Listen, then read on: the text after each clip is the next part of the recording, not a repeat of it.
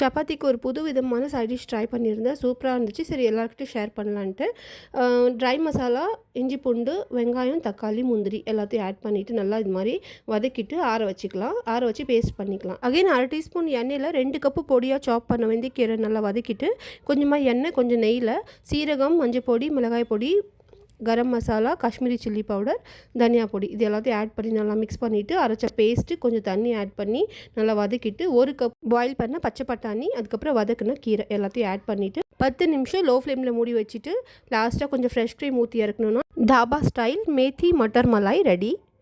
சப்பாத்திக்கு சூப்பராக இருக்கும். கூடவே நேற்று சிவராத்திரினால் சுண்டலும் கொழுக்கட்டையும் செஞ்சுருந்தேன். ஸோ சாயந்தரம் வந்து சாமிக்கு விளக்கெலாம் ஏற்றி பிரசாதம் வச்சு படைச்சிட்டு ஈவினிங் அம்பர்நாத் சிவன் கோவில் வந்து 1000 வருஷம் பழமையான கோவில்.